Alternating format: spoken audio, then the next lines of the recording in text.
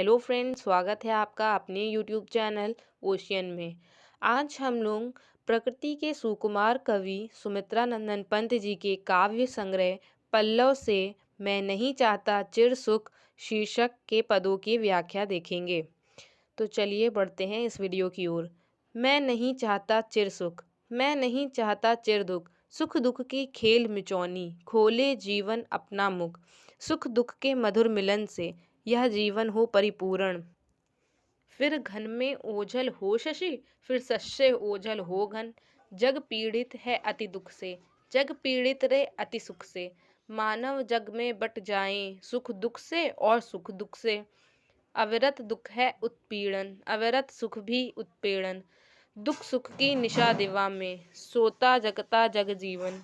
यह सांझ उषा का आंगन, आलिंगन विरह मिलन का, चिर हास अश्रुमय आनंद रे इस मानव जीवन का। इस पद्यांश में सुमित्रा नंदन पंत जी ने सुख दुख के मधुर मिलन का वर्णन किया है और बताया है कि सुख दुख के मधुर मिलन से व्यक्ति का जीवन कैसे परिपूर्ण हो जाता है। मैं नहीं चाहता चिर सुख, मैं नहीं चाहता चिर दुख। चिर अर्थात हमेशा, दीर्घकालीन। सुमित्रा नंदन पंत जी कहते हैं कि मैं अपने जीवन में कभी न समाप्त होने वाला सुख और कभी न समाप्त होने वाला दुख नहीं चाहता हूँ। जीवन में लगातार सुख और लगातार दुख का बना रहना बड़ा ही कष्टदायक होता है। सुमित्रा नंदन पंत जी कहते हैं कि जीवन में सुख दुख का क्रम चलते रहना चाहिए, अर्थात सुख के बाद दुख तथा दुख के बाद सुख आते रहना चाहिए। सुख दुख की खेल मिचौनी, खोले जीवन अपना मुख। सुमित्रा नंदन पंत जी कहते हैं कि ये जो सुख दुख का खेल होता है, अर्थात सुख के बाद दुख का आना और दुख के बाद सुख का आना, ये क्रम में लगा रहता है और इस क्रम के खेल में ही व्यक्ति के जीवन का विकास हो पाता है, अर्थात वह इसी खेल में जीवन की नई आशाओं और चाहतों का संचार कर पाता है। सुख दुख के मधुर मिलन से यह जीवन हो परिपूर्ण। सुमित्रा नंदन पंत जी कहते हैं कि जब सुख और दुख का मिलन होता है तभी हमारा जीवन जो है पूर्ण होता है। किसी एक के अभाव में व्यक्ति का जीवन पूर्ण नहीं हो सकता, क्योंकि जब तक जीवन में दुख नहीं आएगा तब तक हम लोग सुख की महत्ता को नहीं समझ पाएंगे और जब तक जीवन में सुख नहीं आएगा तब तक हम लोग दुख की महत्ता को नहीं समझ पाएंगे। इसलिए सुख दुख के मिलन से ही हमारा जो जीवन होता है वह परिपूर्ण होता है। फिर घन में ओझल हो शशि, फिर शस्य ओझल हो घन। हमारे जीवन में सुख दुख का ठीक वैसा ही स्थान होता है जैसा कि बादल और चंद्रमा का।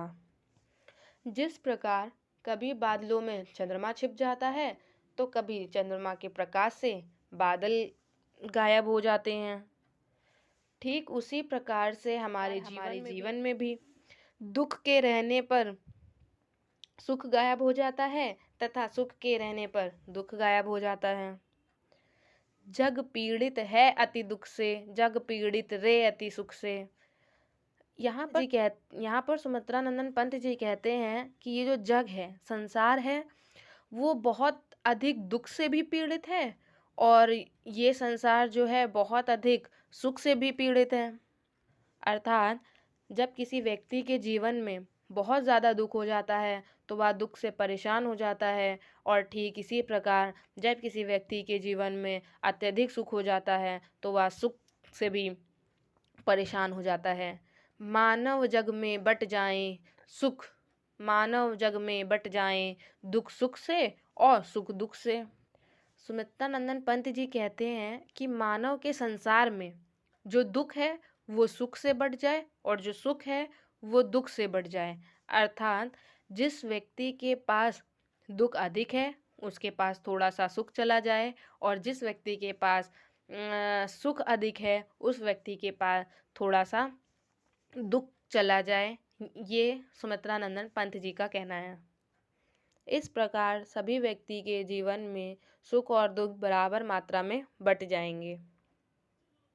अविरत दुख है उत्पीड़न, अविरत सुख भी उत्पीड़न। अविरत अर्थात विरामहीन, लगातार।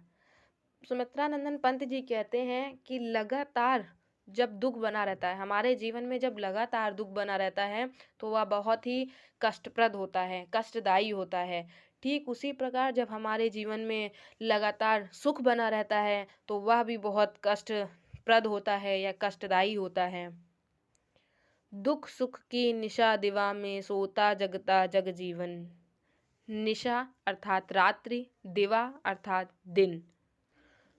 जो दुख रूपी रात्रि है तथा सुख रूपी दिन में जो संसार है वो क्या करता है, वो सोता है और जगता है। अर्थात दुख रूपी निशा में मानव सोता है और सुख रूपी दिन में मानव जो है जगता है, और इन दोनों ही स्थितियों में मानव हमेशा चिंता में मग्न रहता है। यह सांझ उषा का आंगन, आलिंगन विरह मिलन का। सांझ अर्थात शाम, उषा अर्थात दिन। सुमित्रा नंदन पंत जी कहते हैं कि मनुष्य के आंगन रूपी जीवन में संध्या अर्थात शाम तथा दिन अर्थात उषा आती जाती रहती है। अर्थात मनुष्य के जीवन में सुख दुख का आना जाना लगा रहता है। आलिंगन विरह मिलन का। सुमित्रा नंदन पंत जी कहते हैं कि जीवन में कभी विरह तथा कभी मिलन की स्थिति आती है। विरह और मिलन की स्थिति भी आती जाती रहती है। चिर हास अश्रुमय आनंद रे इस मानव जीवन का। वे कहते हैं कि मुख पर कभी खुशी तथा नेत्रों में आंसू आते रहते हैं।